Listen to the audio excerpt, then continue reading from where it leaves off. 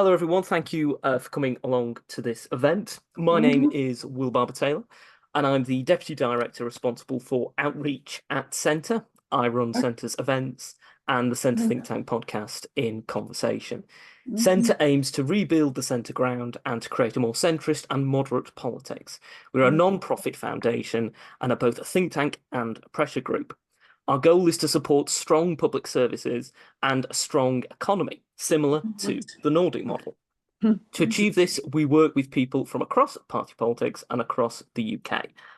Today, in this event today, we'll be discussing assisted dying and the continued Mhm. debate within the UK on Mhm. the issue. It will cover previous attempts to change the law, how other Mhm. countries have changed their laws, and the Mhm. future for law change within the UK. In the first half of this event, we'll be asking the panel a series of questions about assisted dying and how the law could be changed. The second half of the event will allow members of our audience to put questions to our panel members on the issue. If you do have any questions, make sure to put them in the Q&A section at the bottom of your screens, and please include your organisation and position if applicable. I'll Mhm. also explain before the Q&A section begins how to ask questions directly to our panel. And speaking of our panel, I'm going to introduce them in a moment. We have Baroness Meacher, a crossbench member of the House of Lords and Chair of Dignity in Dying. Baroness Meacher introduced the 2021 Assisted Dying Bill to Parliament, which received widespread support across Parliament. We also have Professor Sir Sam Everington, former Vice President of the British Medical Association and a GP in Tower Hamlets. And last and certainly not least, Dr. Alex Allinson, MHK, member of the Mhm. House of Keys and Minister for the Treasury. He proposed the Mhm. recent bill on assisted dying within the Isle of Man, which is making its way through the House of Keys as we speak. So I'd also like to thank, just before we ask our first questions, thank you to Dignity in Dying for sponsoring this event and for all you do related to the cause of assisted dying.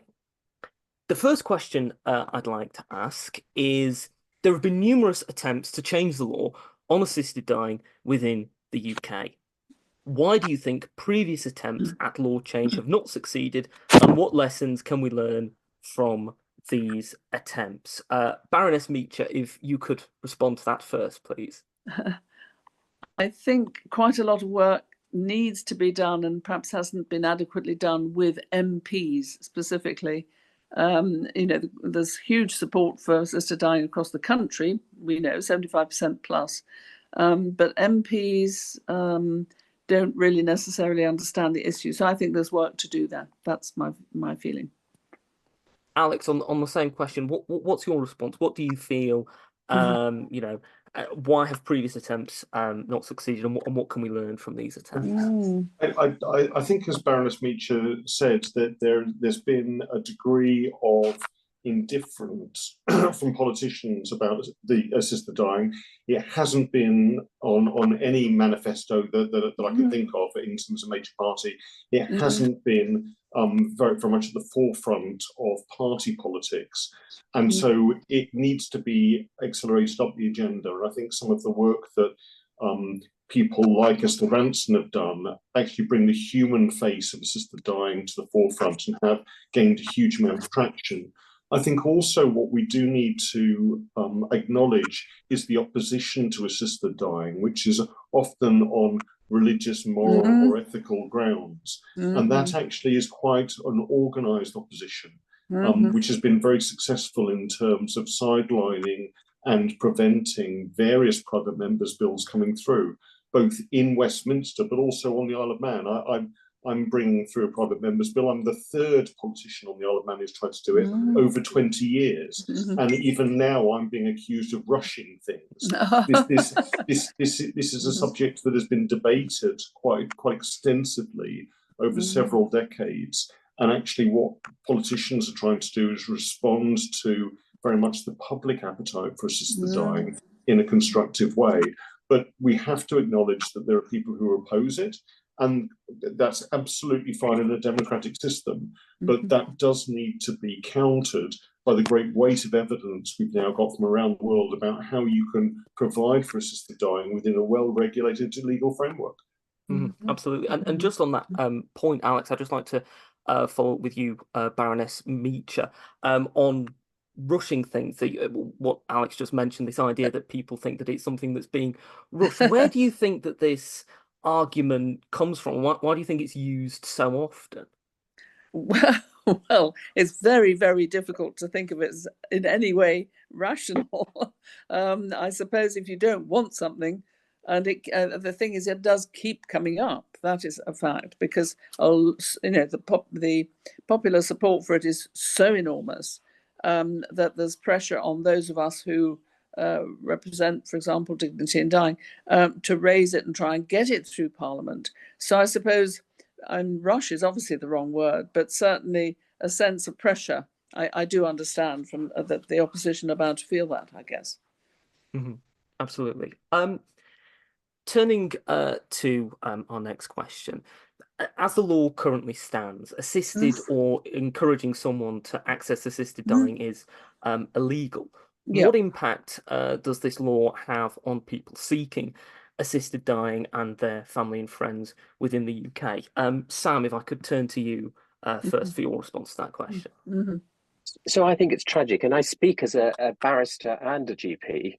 The reality is, although there's very few prosecutions of loving and caring relations, that's what we're dealing with here. It's the fear of it. And, actually, when somebody's choosing to go through assisted dying, the last thing they want to do is actually leave behind any burden on those people they love and adore. And to me, it's absolutely tragic and needs to be changed. It's a completely unfair burden on those people left behind. And and as a GP, actually, I just know the vital importance of the relations being around people in those last few days. I mean, one of the shames of this country, by the way, is 47% of people with terminal illness are dying in hospital. We know that can be significantly reduced. Nobody I've never come across anyone except a chief exec of a hospital who wanted to die in their hospital. It's just, it's not what you want. You would choose to be surrounded by your loved ones in your community, in your home, and that's what we should be helping people with. Instead, actually, it's not just, it's the sufficient palliative care as an issue, but actually, why are people dying in hospitals?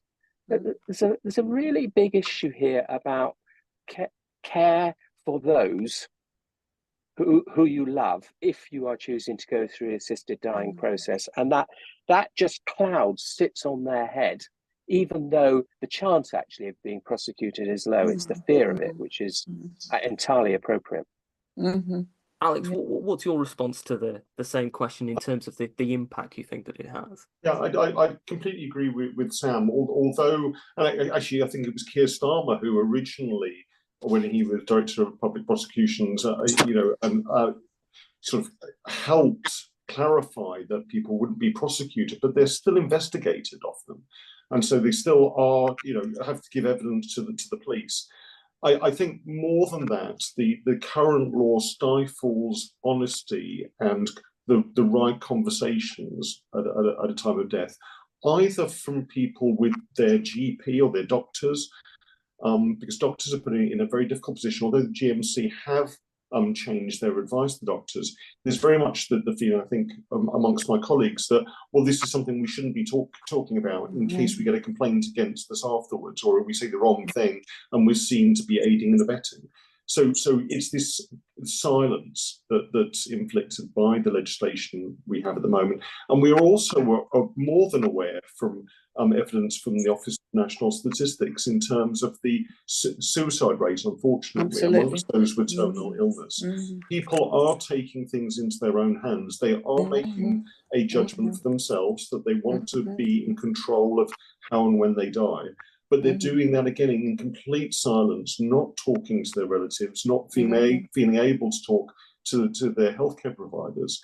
And that is really stifling debate about and the honesty that I think a lot of people want. And one of the, I suppose, the real compulsions on doctors nowadays is to listen to their to their patients. And by having these legal barriers, we're stifling those conversations. Mm-hmm. And on that same question, Baroness Meacher, obviously as Chair of Dignity in Dying, you will have encountered a lot of people who will have been affected by this, the relatives. I mean, what could you just tell us what kind of effect you've seen people who have been, affected by the law have had? Well, I mean, we know that 6,500 people, terminally ill people every year, try to take their own lives.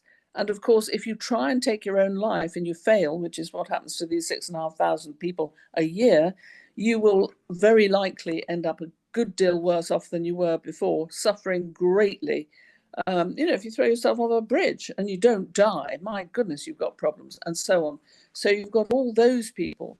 You've also got 650 people, terminally ill people, who actually do take their own lives every year because they can't have an assisted death with their loved ones around them, and so on. So the consequences are really quite appalling. And also, the numbers of people joining Dignitas have increased by 80% in the last decade. So the demand for an assisted death is growing all the time.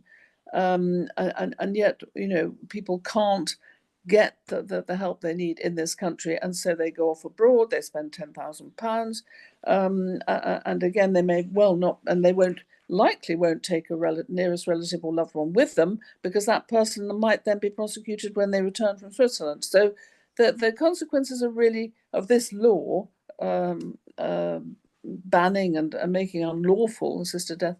The consequences are truly appalling, I think.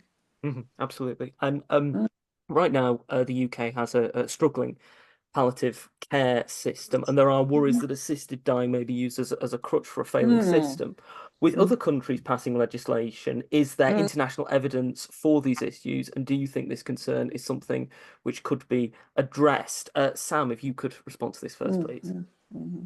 So this is about the palliative care, yes? Yes. The question of palliative care. So palliative care is a massive problem in this country. And so in the East End of London, we have a really good service. We run virtual wards from the community in every practice, which proactively manages all our patients with terminal illness. So a terminally ill patient of mine will get my mobile phone, they can text me, they can ring me at any time. It's a very personalised service.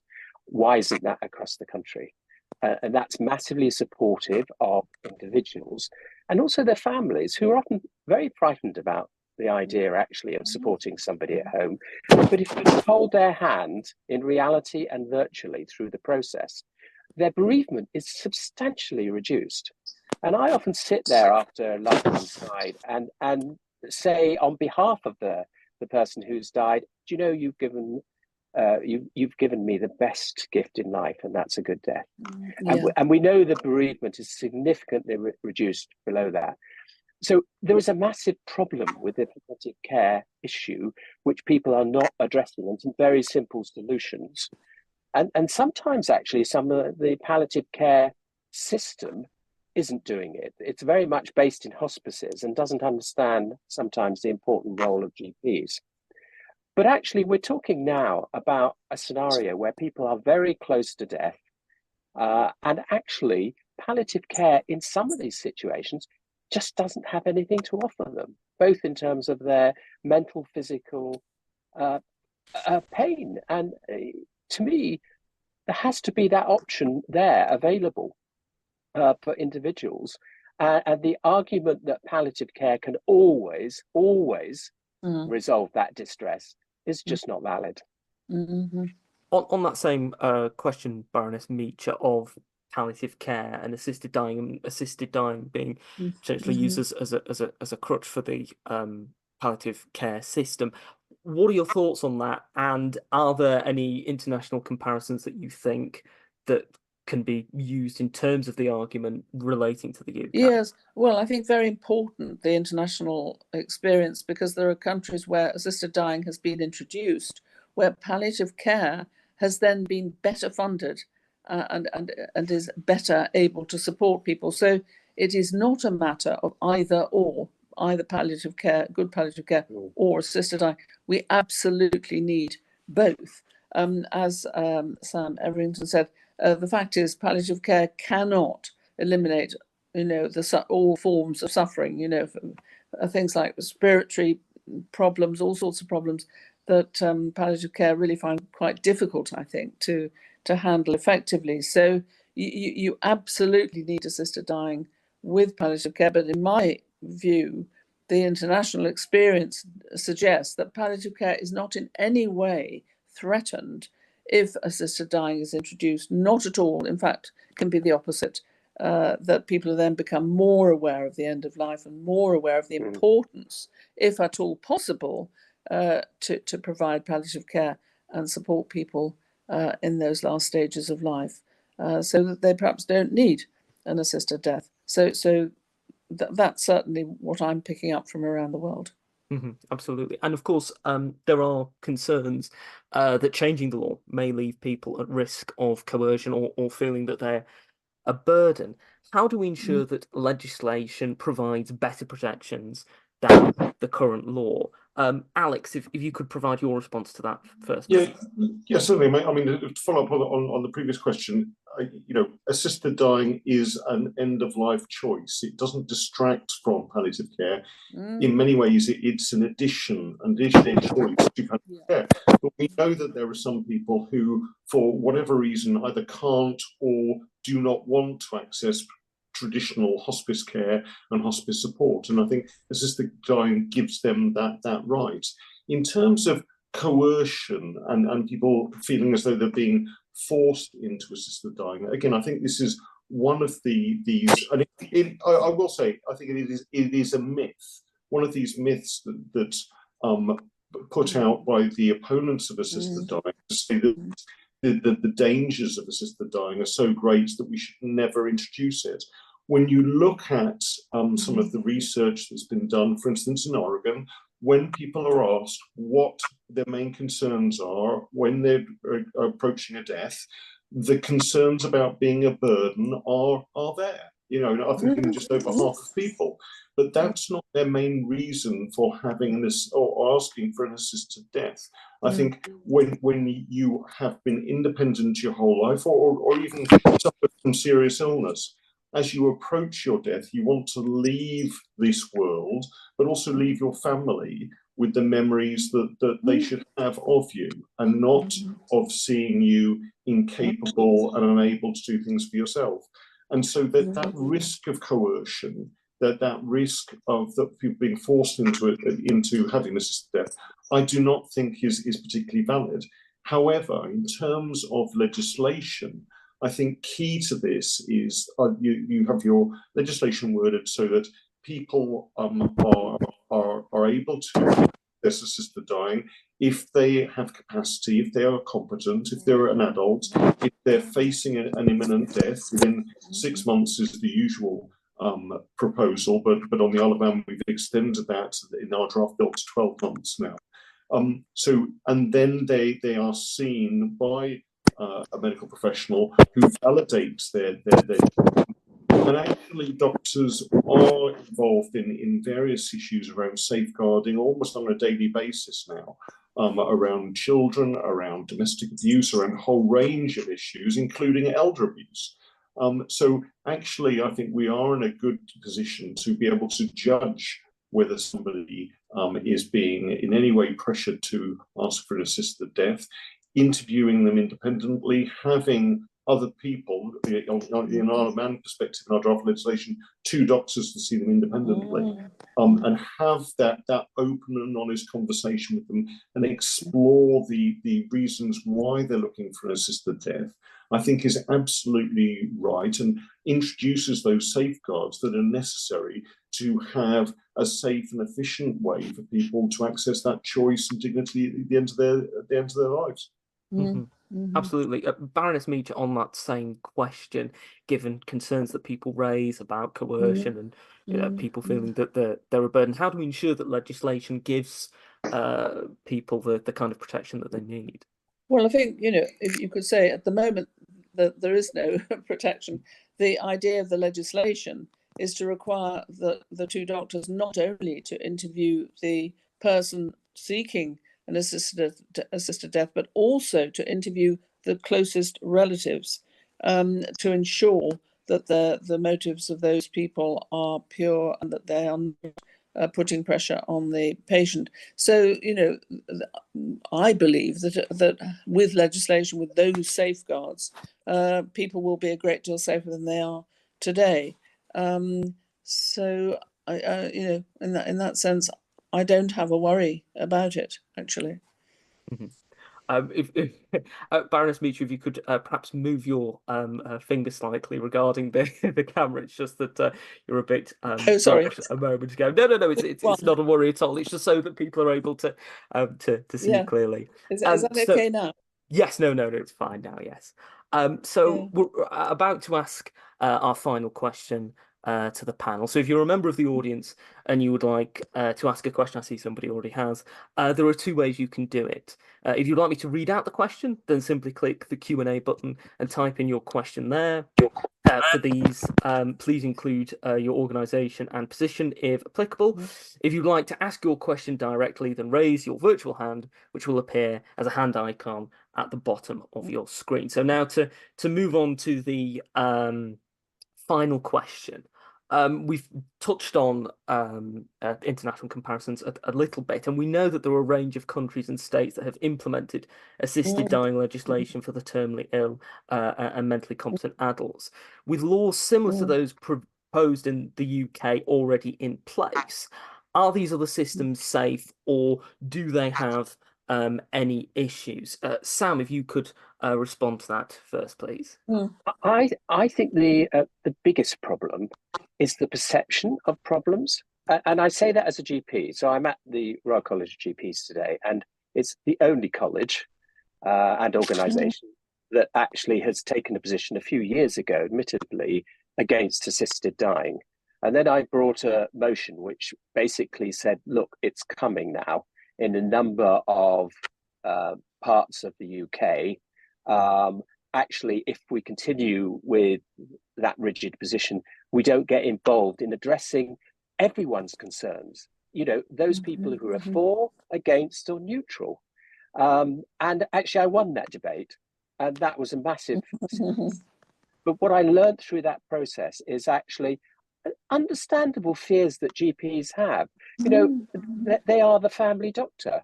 And so I understand their fears completely. But actually, a lot of it is perception. But it's also really, really important that they're taken through the journey of understanding actually their role, and that their role is a really positive part. And some of them even came with the idea that they would be forced to do it themselves. It's extraordinary idea. Whereas actually, I think we all feel what you need is real experts. And in a sense, actually, I would often say, actually, you need somebody who's independent. So actually, personally, as a GP, I might advise somebody, signpost them, support them through the process. But at the end of the day, if I was doing the process, that would be, to me, an enormous conflict of interest and would be really difficult. Now, it's those sorts of questions that a lot of GPs had, which I think led them a few years ago to leading a feeling against. Interestingly, this time in the debate, I think they'd much closer come to the perspective of it's almost not an issue whether they're for or against it. They shouldn't even be asked, on one level, being asked that question. It's the question for the public, actually. And the public overwhelming are saying, actually, they support it. The issue for the GPs is what is their role in the whole process in supporting an individual patient and their family to the best of their abilities. And that's what I think they want to learn and hear about. And yes, there's a lot of fear-mongering that goes out there, and that's what they've heard, but they haven't heard the other side of the story and the practicalities of what it would mean for them as a GP. On that same question, Baroness Meacher, regarding the other systems that are in place around the world on assisted dying, do you feel that they are safe, and are there any kind of things that you feel that the UK can learn from them? Well, I don't. I mean, it seems to me remarkable that assisted dying is very prevalent as a legal system 30 jurisdictions now have a form of assisted dying, and 70% of those have the form that we want in the UK, limited to terminal illness and people who are mentally competent. And there is not an outcry or a whole lot of criticism against those systems. And I think that's what's important, because if there were problems, if there were abuses, my goodness, you'd hear about them. So in that sense, I feel we just have a lot that we can learn from the many jurisdictions that already have the system that we very much want to introduce into this country. They've been doing it for many years. As we know, Oregon have had assisted dying for terminally ill people who are mentally competent for 27 years. Lots of other US states have got it, similar systems, the whole of Australia, New Zealand, and so on, and quite a number of European countries. So there's a great wealth of experience from which we can learn. And frankly, I don't know whether the others would agree, I'm not aware of significant criticisms and complaints and worries. I'm really not. It seems to me it's working well. If you might be able to move your finger again, Baroness Meacher. Which one is it? Which one is it? I'm not quite sure, but it's just occasionally. I'm so sorry. Is that all right? No, yes, no, that's perfect. Thank you. It's not a problem at all. So we're now going to move on to the question and answer session of the event, where you can put your questions to the members of the panel. As I say, there are already a few questions that have been asked. This can either be a question following on from something a member of the panel has said, or a new question about assisted dying legislation. Please remember to be respectful when asking questions to our panel. When asking a question, let us know who you are, what we'd like to know from the panel, and if possible, which panel member you would like to direct your question towards. I'll start with the first question, which is from Janice Long. And Janice asks, Dignity in Dying campaign for assisted dying for the terminally ill. My death, my decision want assisted dying to be extended for unbearable suffering. The criteria for that is unclear. Will that make it easier for the anti-campaign to stop legislation? So if Baroness Meacher, you could respond to that question, please. I would be very worried about assisted dying being extended to people who are not terminally ill, but who are suffering unbearably because of the disability lobby. Obviously, I'm in the House of Lords with people like Tanni Grey-Thompson, who is fiercely concerned about assisted dying because she feels it's going to undervalue the lives of disabled people. And I think if you had assisted dying available to people who are not even terminally ill, these people, the disabled lobby, as I call them, would feel incredibly threatened. So I think it's definitely a step too far, which I just don't feel I could support. Would either of the other members of the panel like to respond to that question at all? I'll try and sit my computer up so I don't have to use my hands. If I can. I'd be quite happy to address that. I mean, in terms of the Isle of Man, we have looked at in terms of the draft legislation, expanding to unbearable suffering. But one of the issues with that is the very diagnosis of that. It can be very subjective, and we've seen in other jurisdictions, particularly in terms of the Netherlands and Belgium, and also recently in Canada, where their legislation has been broadened due to the Supreme Court, that it ends up encompassing more and more people. And then questions have been asked by both the medical profession and their own parliamentarians about whether this is the exact intention of the legislation. I think, whilst I can completely understand that some people have chronic conditions that produce unbearable suffering, from an assisted dying point of view, if we're going to have safe and effective legislation, we have to have quite firm parameters around that. And therefore, I think the essence about having it restricted to terminal illness is very sensible. The opponents of assisted dying will always talk about what they see as a slippery slope towards eugenics, I don't think there's any evidence that that has happened anywhere in the world, even with quite progressive systems where they include unbearable suffering. But it is still a concern, and I think to address that by having quite well-worded legislation, by limiting it to terminal illness, that is the best way, certainly for the Isle of Man, but also I would advocate also for the United Kingdom to pursue. Sam, would you like to respond to that question at all? I think there's nothing else to add. I agree entirely with Molly and Alan. Of course, absolutely. So the next question is from Anne Cullen, who's a research lead for the UK Association of Palliative Care Social Workers. And Anne asks, as you all know, many people in palliative care services are anxious that legalising assisted dying would lead to less funding for palliative care. And there is also opposition from some groups of disability activists who fear that they or their relatives will be pressured to end their lives because their quality of life seems poor to others and they are not valued and respected. As an organisation, we've taken a neutral stance on assisted dying, but would like to suggest that it might help to allay some fears if there was a role for social workers akin to that of approved mental health professionals who'd make an independent assessment and ensure that people were able to make an informed decision based on being clear about their rights and enable to access any services that could alleviate the suffering this is leading to them to feel that they want to die, and then support them and their loved ones if they choose an assisted death. Alex, would you like to respond to that first? Yeah, and again, we've talked a little bit about what's seen as conflicts with palliative care, and I again, in terms of the hospice movement and palliative care, I have greatest respect for them. On the Isle of Man, we do have a very good palliative care system and a very accomplished hospice here, but there are still those people who, for whatever reason, that does not satisfy their desires and their needs and their suffering. Now, in terms of the legislation we're bringing through, we've been quite clear with the wording of the legislation that when somebody applies for an assisted death, they have to be told all the various options to them, including palliative care options. Whether or not they take those up is up to them. It's their choice.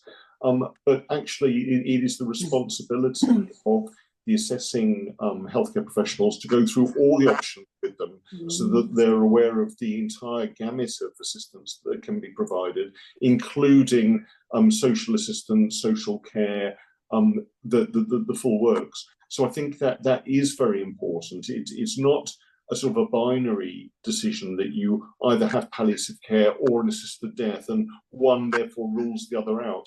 I would like to see in the future that assisted dying is seen as very much an adjunct to decent patient-centred palliative care.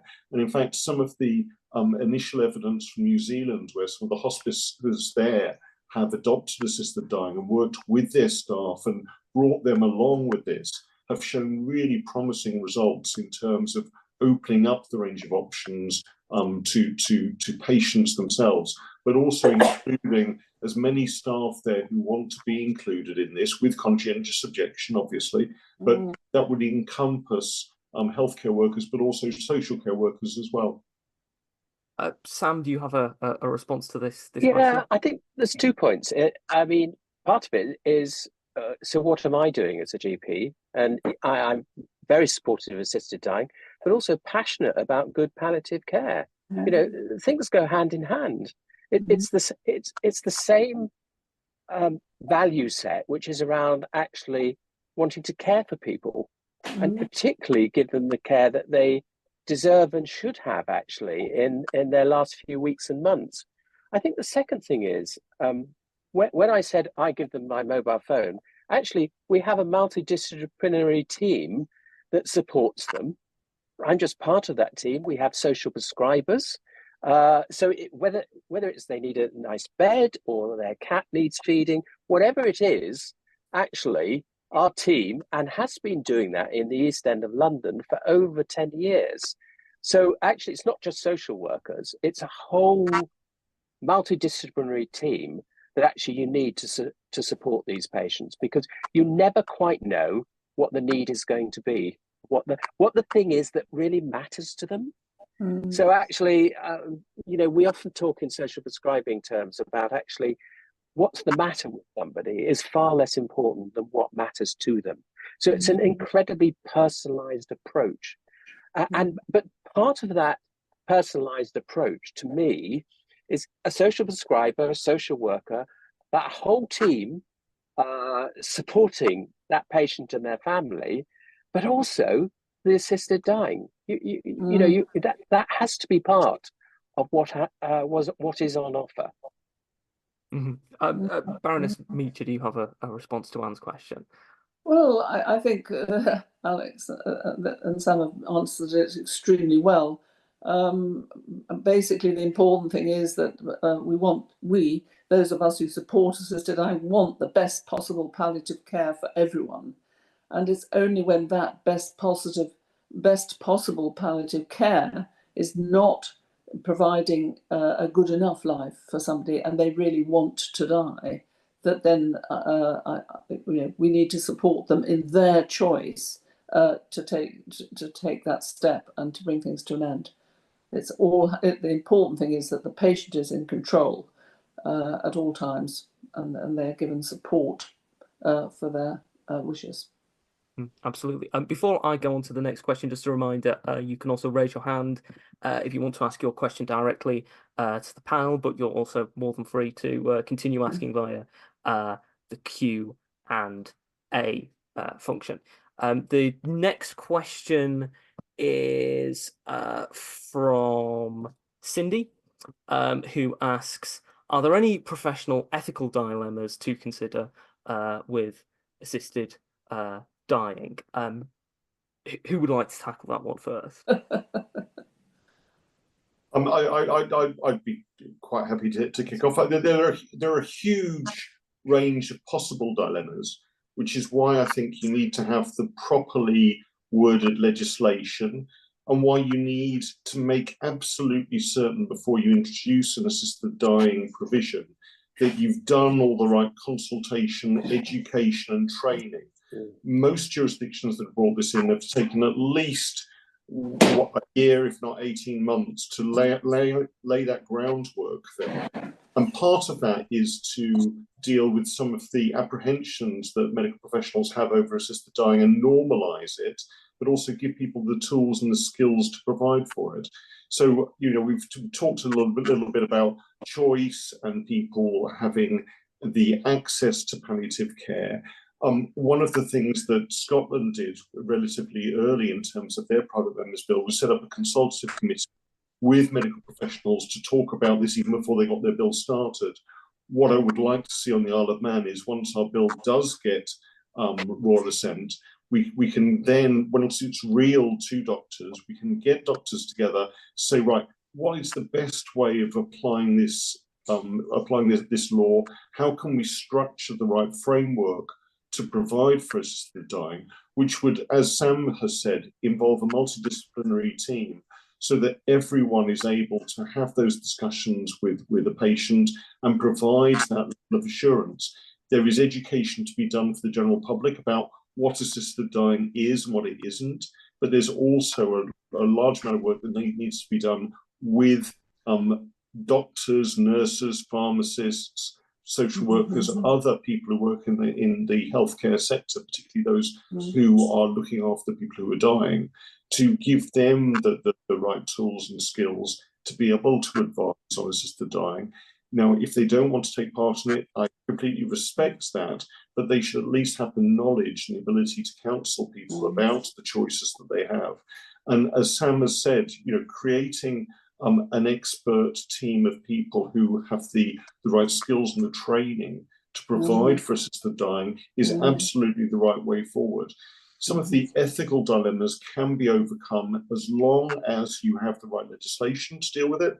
You have the right guidance, both in terms of General Medical Council, British Medical Association Ethics Committee to do it, but also that you are absolutely certain that you've got the right capacity assessment of people, you've got to make sure that you've got the right diagnosis for that person, and then can actually listen to them and have that honest conversation. Sam, what's your response to the question regarding professional?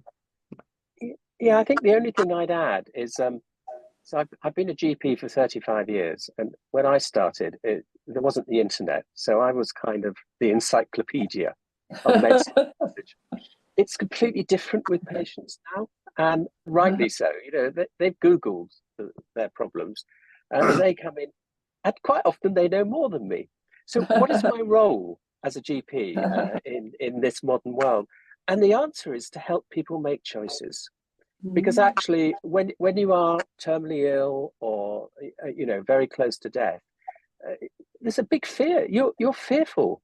You know, it's a bit like childbirth. You know, all these things in medicine will induce enormous fear in patients, and then making the decision is really quite tough, because actually, even when I'm ill, I lose my logicality. And so actually, a gentle support and helping them through those choices is really important from somebody they trust. And it's not forcing them to make a choice in any direction whatsoever. That's really important. You know, the old days of that patronizing doctor, hopefully gone. No, your role is actually, as I said before, to focus on what matters to them and help them make the best choice they can in the circumstances. Life is never clear cut. There's not a right or wrong choice often, actually, I find, in medicine and for patients, but it's helping people navigate the process of that knowledge and information, come to the best choice for them and their families. Because actually, you know, somebody who's dying, the thing they leave behind is their families. And it's the most important thing actually in life, is actually, for most people, is their family. I'd like to move on to Nathan's question from Nathan Stillwell, who's an assisted dying campaigner at Humanists UK. Nathan asks, multiple sclerosis is not a terminal condition. Someone with MS could be in extreme pain and suffering from a condition they know is only going to get worse, but they would not have an assisted death under the bills proposed by Parliament in the past. Why should someone with a terminal condition be allowed a dignified end, while someone with a non-terminal condition, multiple sclerosis, Parkinson's, locked-in syndrome, etc., be forced to endure suffering? Now, who would like to respond to that first? I could say something, yes. I suppose. Yeah, of course. The main problem, as I understand it, with multiple sclerosis is a great deal of pain because of the seizure aspect of it. And the fact is, we do have good pain control. So I think my feeling is that if I had multiple sclerosis, I think I'd prefer to have pain, very, very good pain control, rather than to be have my life terminated. So obviously it depends on the individual, it depends on the extent to which that pain really is controlled and so on. But there is a difference between somebody terminally ill where death is inevitable and somebody where that is not the case. Yeah, I mean, so Sam, if you could respond first. Yeah, so I think this is a really difficult ethical dilemma, because I believe passionately in patient choice. I'm not there to tell people what to do. It's their lives, it's their body, it's their families. And I'm just there to support them and help them in any way I can. And so there's part of me that, you know, actually completely understands the argument of saying, well, it's their choice to end their life. And the last thing you want them doing then is being forced to have to go abroad and or go down the pathway of suicide, which some of them are likely to do. But I think from earlier discussions, there's something about taking this in steps. And I think the first step is around the term illness. And then this might come in time. But it's a massive ethical dilemma for me on this, because I just believe so strongly in people's own autonomy and their right to make choices in their lives. If they're of, do you know what I mean, of complete sound mind, and it's not just kind of temporary depression or whatever, you know, in which case what they need is a lot of help and support. So this is a really difficult question for us, I think. Alex, what's your response to the question? I mean, I completely understand Nathan Stillwell's question, and also I do have a lot of sympathy with the Humanists UK and their campaign. We're coming back to the whole idea of unbearable suffering and the subjective nature of it. Assisted dying, as brought out in most of the American states, is about terminal illness, and certainly the draft bills that have been proposed in the United Kingdom are all about terminal illness.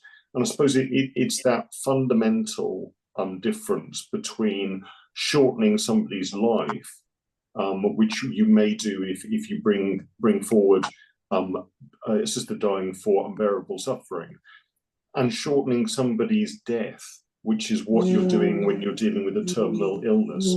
Somebody is dying, and what you're trying to do is shorten that death process and give somebody that autonomy around it. So, I mean, part of my role as a politician is the achieving a well drafted piece of legislation that is safe in providing for assisted dying provision. And I think that whilst we have discussed unbearable suffering and bringing that in for non-terminal illnesses that still have devastating effects on the people who suffer from them, I don't think, certainly at the moment, we are ready to take that step. Certainly in the British Isles, whether that would develop later on is up to Parliament. But I think part of my job is achieving the achievable, and I think assisted dying legislation, when you strictly limit it to terminal illness, is achievable and possible. I think broadening that out at the moment has in quite a few inherent difficulties. And I don't think that our Parliament is ready for that at the moment, although our Parliament is lagging behind the general population on these issues. I'd now like to turn to Gillian McDougall's question. Gillian is a recently retired ENT surgeon, a supporter of assisted dying, and Gillian asks, in regards to one of Sam's previous points, how detailed do the panel think the legislation would need to be? Can we just legalise the idea but leave the details of the GP role, for example, to guidance once the law is changed, or would GPs feel better if it was legally specified? I think I'd like to turn to you, Alex, first, if I may. Yeah. So our bill, and actually most of the bills have gone through the House of Lords, are relatively brief. When you look at some of the Australian legislation, particularly in the state of Victoria, it's quite a substantial bit of legislation, which puts in primary legislation an awful lot of details. But what we have going through our Parliament at the moment is very much an enabling bill, which decriminalises the ability for somebody to end their own life, and then sets up a structure in terms of how they actually apply for an assisted death. Now, what we also have is the ability and actually the compulsion on our Department for Health and Social Care to bring forward regulations. And I think the regulations are very, very important in terms of trying to make sure that we have the legislative framework for doctors and other people to work within. But key to that also is the amount of guidance that is needed. And regulations and guidance should come about through detailed negotiation and discussion with all those people involved in assisted dying. And by having them in secondary legislation allows them to develop as the knowledge base increases as well, and further define and refine how we go forward over the next couple of years. So I think what our legislation will do is provide that legal framework. You will need secondary legislation in terms of how you assess people, almost like a toolbook for people to work through this. But also there will need to be guidance and policies outside of legislation to allow people that comfort to know that they're doing the right thing. And also from a GMC perspective, that they're working within their own capacity and working within their own knowledge base. Baroness Meacher, on that same question, how explicit do you think that the role of GPs would need to be in legislation? I mean, I would actually be quite concerned if the primary legislation were rather limited and a lot of detail were left to regulations and guidance, because what would be very alarming would be if an assisted dying law were introduced and implemented without absolute clarity about issues like the safeguards and the centrality of the patient, and so on. So I would want, I think, the key features of an assisted dying system to be within that primary legislation, to make sure that no one had an assisted death before everything was in place. So that would be my position, I think. Yeah. I think to me, there's kind of two features here. I think people need to feel, whether you're a professional or an individual going through assisted dying or a family member, that the law will protect them in the process, and therefore there needs to be a level of detail. I think Alex made the point earlier on, which is really important, is the guidance almost you need to be getting on with now, which is the reason I argued for the RCGP to get involved, because that can often surface issues which legislation needs to deal with. So the guidance is almost the final bit, which is this is how a professional or a member of the family or an individual is going to go, how it's going to look, how it's going to be supported, and things like that. And so it needs to come hand in hand. So what we mustn't have is the legislation first, and then let's go and do the guidance later on. Let's do these hand in hand at the same time. Yeah, absolutely. Yeah. Yeah. We're coming towards. That's the other way of putting it, really. You must have everything in place. Yeah. Sorry. We're coming towards the end of the webinar, but we do have time for one final question from Sylvia Lewin. Baroness Meacher mentioned the need for involving members of Parliament so that they will understand the importance of bringing in change. In 2015, the MPs admitted that they didn't know anything about the proposed bill. What would the panelists suggest doing to improve this situation? Alex, if you could start. Yeah, I mean, obviously since then we've had a committee in Westminster look and take evidence on assisted dying, evidence from right around the world as well as within the British Isles. And I think that's gathered a huge amount of information there. People who don't like the idea of assisted dying will always oppose it. That's absolutely fine, that's their right. But in terms of parliamentarians, I think it is looking at what other jurisdictions are doing, but also listening to their own constituents. And I think you know, there have been very successful campaigns recently by groups like Dignity in Dying and My Death, My Decision, in terms of bringing out very much the human story of assisted dying, because some of the most strongest proponents of assisted dying are people who have witnessed a bad death themselves from friends or relatives. And so from a parliamentary point of view, I think it is down to individual people lobbying their MPs, saying, look, this is important for me, and this is why. This is why if we can change the law, we can improve people's lives, but also improve those people's deaths. Because as Sam has said, for everybody who dies, they leave a lasting memory in their family and friends of that death. And one of the most rewarding things as a doctor actually is to enable somebody to have a good death and leave those positive memories rather than very negative ones of seeing somebody suffering unnecessarily. Absolutely. Baroness Meacher, if you might be able to respond to this question about in terms of knowledge of MPs regarding assisted dying. And I don't. You seem to have switched your camera off. I don't know if you might be able to. I don't know what's happening to this thing. I don't know. Am I switched off? Am I? You've switched your camera off. Yes. So I don't have my camera on. No, sorry. I'm not meaning to at all. It's not a problem. But there we go. You're back. Yeah. So if you would be able to respond to the question about how we can improve the knowledge of members of Parliament regarding assisted dying. Yeah. Well, I think in a way it's already been said. The crucial thing is personal experience. Every MP has 60,000 constituents. Amongst those people, there will be those who've had terrible experiences of a loved one dying. And we want those constituents to get in touch with their MPs and get across to the MP how incredibly important it is that people avoid terrible deaths, and assisted dying being legalised is the best way of doing that. So, yes, it's down to that, really, down to constituents talking to their MPs. Sam, if you could provide the final word. Yeah, so one of the things I've done over the years around social prescribing, we have a very unusual health centre where we have 100 different projects, cafes, gardening therapy, you name it. We've got it. And it's a holistic approach to healthcare. And one of the things I've learned over the years is you can produce lots of paperwork, you can articles, business cases, all of those things, but there's nothing that beats actually coming down to the coalface and meeting and talking to people. And Molly's talked about that actually in terms of meeting people who are going through the process. And it's that personal experience.